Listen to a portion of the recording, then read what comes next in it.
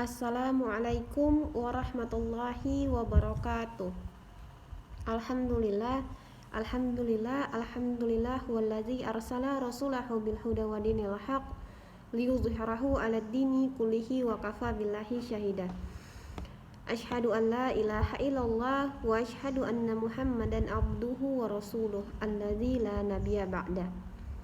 Segala puji hanya bagi Allah, Zat yang telah menciptakan langit, bumi, dan segala isinya.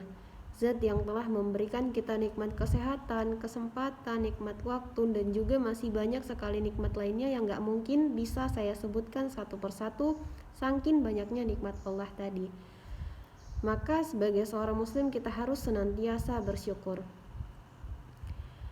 Tak lupa pula salawat dan salam kita hadiahkan kepada Rasulullah Muhammad SAW dengan mengucap Allahumma sholli ala Muhammad wa ala ali Muhammad. Semoga kita termasuk umat yang dicintai dan juga dirindukan oleh beliau dan mendapatkan syafaatnya di yaumil akhir kelak. Amin amin ya rabbal alamin. Baiklah, di kesempatan kali ini saya ingin memberikan sedikit tausiah kepada para pendengar yang kali ini membahas tentang pendidikan agama di dalam keluarga. Nah, keluarga merupakan cikal bakal kehidupan manusia sebelum mengarungi kehidupan yang lebih luas lagi. Keluarga merupakan tatanan masyarakat terkecil dari sebuah lembaga masyarakat. Kita dapati di luaran sana bahwasanya banyak sekali keluarga yang memiliki banyak harta, kemudian rumah mewah, memiliki anak keturunan, tetapi tidak memiliki ketenangan, kebahagiaan di dalam rumahnya. Seringkali mengalami cekcok antara suami dengan istri, kemudian berselisih paham antara ayah dengan anak, antara anak yang satu dengan anak yang lain. Kita dapati bahwasanya kehidupan mereka yang bergelimang harta tapi tak menjamin kebahagiaan ada di dalam diri mereka. Nah, apa yang menyebabkan itu semua terjadi? Ternyata yang menyebabkan itu terjadi adalah kurangnya pemahaman agama di dalam setiap diri manusia. Dalam mengarungi rumah tangga, penting sekali untuk mempersiapkan ilmu-ilmu pernikahan, khususnya ilmu yang menyangkut tentang agama, agar kelak keluarga yang kita bangun memiliki pondasi yang kuat, yaitu atas dasar pondasi agama, kemudian mendapatkan ridho dan juga berkah dari Allah karena telah melaksanakan perintah dan juga menjauhi larangan daripada Allah di dalam kehidupan berkeluarga. Seorang wanita yang hendak menikah kemudian memiliki seorang anak, maka tanggung jawab amanahnya akan bertambah menjadi lebih besar dan lebih banyak dibanding ketika dia masih menjadi seorang yang belum menikah. Begitu juga halnya dengan seorang lelaki yang kemudian dia menikah lalu memiliki anak, maka tanggung jawabnya telah bertambah dan menjadi lebih besar karena dia harus menanggung jawab nafkah untuk istri dan juga anaknya, kemudian harus menanggung jawab pendidikan istri dan juga anaknya, kemudian dia juga menanggung dosa istri dan juga anaknya ketika dia tidak membimbing istri dan anaknya ke jalan yang benar.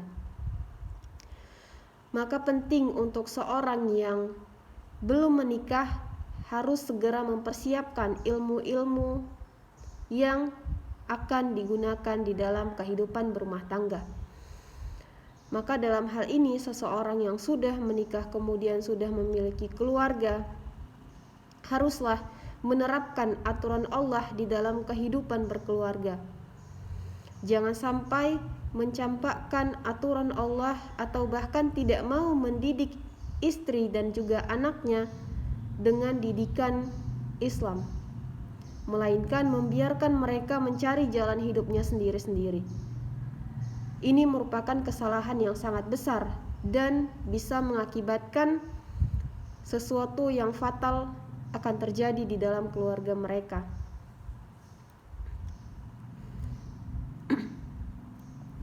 Al-Quran sebagai kitab suci umat Islam banyak sekali menceritakan tentang kisah-kisah sukses keluarga yang mampu mendidik anaknya sehingga anak itu tadi menjadi generasi yang unggul, cerdas, solih, dan bertakwa kepada Allah. Seperti halnya kisah Nabi Ibrahim alaihissalam yang telah sukses membina keluarganya sehingga anak keturunannya diangkat menjadi nabi. Kemudian Al-Quran juga mengabadikan kisah keluarga Imran yang kemudian Allah pilih nama Imran ini tadi menjadi salah satu surah dari Al-Quran, yaitu surah Ali Imran yang artinya keluarga Imran.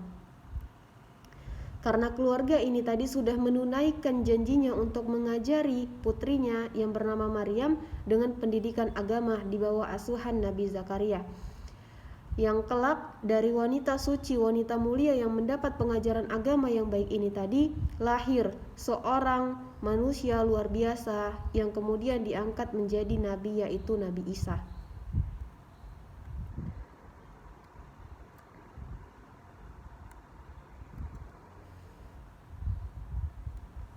Al-Quran sejak awal sudah mewanti-wanti bahwasanya kita harus menjaga keluarga dari ancaman siksaan neraka. Allah Subhanahu wa taala berfirman dalam Quran surah At-Tahrim ayat ke-66 yang artinya, "Hai orang-orang yang beriman, peliharalah dirimu dan keluargamu dari api neraka yang bahan bakarnya adalah manusia dan batu. Penjaganya malaikat-malaikat yang kasar, keras dan tidak mendurhakai Allah terhadap apa yang diperintahkannya kepada mereka dan selalu mengerjakan apa yang diperintahkan." Dari ayat ini ternyata yang mesti kita khawatirkan dari anak-anak kita bukanlah masalah perut ataupun materi, tetapi yang perlu dikhawatirkan adalah masa depan moral spiritualnya. Karena apabila moralnya sudah rusak, tentu akan sulit sekali memperbaiki dan akan membutuhkan waktu yang cukup lama. Bahkan akan berakibat fatal dengan menghancurkan semua sendi-sendi kehidupan manusia. Maka sejak awal Allah tadi telah memperingatkan kita untuk menjaga keluarga kita dari siksaan api neraka, yang artinya di dalam kehidupan berkeluarga haruslah senantiasa saling menguatkan antara suami ataupun istri maupun anak untuk selalu mendekatkan diri kepada Allah Subhanahu wa taala. Kemudian Allah juga menegaskan di dalam Quran surah At-Taha ayat ke-132 yang artinya, "Dan perintahkanlah kepada keluargamu mendirikan sholat dan bersabarlah kamu dalam mengerjakannya. Kami tidak meminta rezeki kepadamu, kamilah yang memberi rezeki kepadamu. Dan akibat yang baik itu adalah bagi orang yang bertakwa." Disinilah pentingnya penguatan pendidikan agama dalam keluarga, sehingga diharapkan dapat menyelamatkan anak-anak kita dari jurang kehancuran dan kehinaan. Berdasarkan petunjuk Al-Quran, ada beberapa upaya yang bisa dilakukan dalam rangka penguatan pendidikan agama dalam keluarga, yaitu yang pertama, memberikan dorongan dan nasihat kepada anak dengan cara yang baik. Jadi seorang ayah ataupun ibu harus selalu memberikan dorongan dan nasihat kepada seorang anak ini tadi, bukan membiarkannya mencari jalan atau mencari solusi kehidupannya sendiri. Kemudian yang kedua adalah membimbing, melakukan pembiasaan pengamalan agama di keluarga.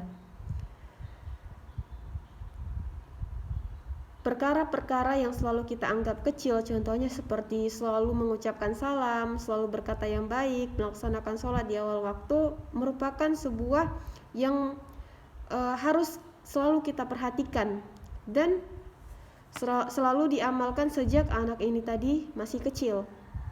Kemudian yang ketiga adalah menerapkan reward dan punishment, yaitu hukuman dan penghargaan yang sesuai dengan tahap perkembangan jiwa anak, sehingga anak selalu terdorong untuk segera melakukan kebaikan, segera melakukan perintah dari Allah, dan segera menjauhi segala keburukan atau segala yang Allah larang. Kemudian yang keempat, memberikan keteladanan Maka sebagai orang tua sudah sepatutnya lah menjadi teladan bagi anak-anaknya. Jangan sampai orang tua ini tadi memberikan contoh yang tidak baik, contoh yang memang itu sangat jauh dari Islam kepada anak-anaknya. Karena anak adalah merupakan peniru ulung yang memang apa yang dilakukan oleh orang tuanya itulah yang dicontoh oleh anaknya. Maka sebagai seorang orang tua harus memberikan teladan yang baik untuk anak-anaknya. Kemudian yang kelima adalah selalu berdoa kepada Allah demi kebaikan dan kesolihan anak-anak kita. Karena memang segala upaya yang kita lakukan tetapi tidak kita iringi dengan doa, itu adalah merupakan suatu kesombongan. Maka ketika kita mengharapkan anak kita menjadi solih dan solihah, kita telah berikhtiar, kita juga jangan lupa untuk selalu berdoa. Demikianlah tausiah yang dapat saya sampaikan tentang pendidikan agama di dalam keluarga. Apabila pendidikan agama ini sudah ditanamkan sejak dini kepada anak-anak kita, maka insya Allah akan menjadi bekal yang sangat berharga bagi kehidupan kita di akhirat kelak. Semoga apa-apa yang saya sampaikan dapat bermanfaat bagi para pendengar. Segala yang baik itu datangnya dari Allah dan segala yang buruk itu datangnya dari saya. Wabillahi taufiq wal hidayah. Wassalamualaikum warahmatullahi wabarakatuh.